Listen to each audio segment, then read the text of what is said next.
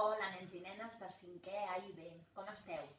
Mireu, avui és dijous i pensàvem de proposar-vos una activitat de llengües, una de llengua catalana i una de llengua castellana.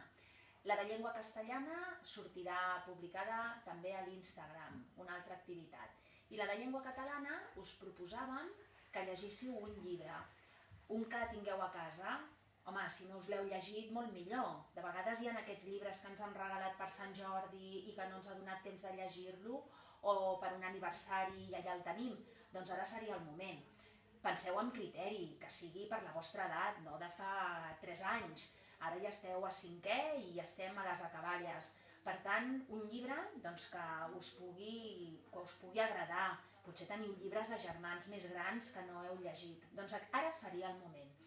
Doncs llegir-lo, que sigui en català, i aleshores després de llegir-lo fer aquella fitxa de biblioteca que estem acostumats a fer també a la classe, on hi consten a les diferents parts del llibre. Us he fet uns cartellets perquè us n'en recordeu i us ho podeu anar apuntant. Comencem pel títol, sempre, el títol del llibre que hem llegit.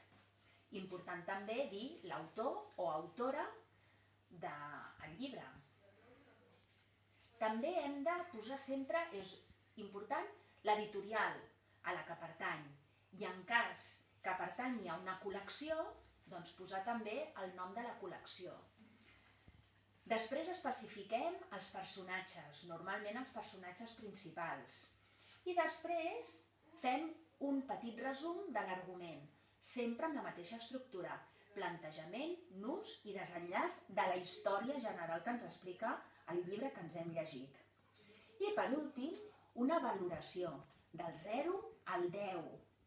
I després explicar per què li hem donat aquella puntuació. Li he donat un 6, per què? I aquí és on podem expressar per què m'ha agradat, què és el que li trobo a faltar, què se m'ha fet pesat, què és el que m'ha encantat, o potser també què n'he après amb aquest llibre. Aquí en tinc molts de models que potser tenim a casa que s'han llegit els meus fills o que potser algun no se l'han llegit. Us pot passar el mateix a vosaltres. Doncs ara és el moment de rebuscar i trobar un llibre amb el que hi disfruteu per aquests dies. Una abraçada.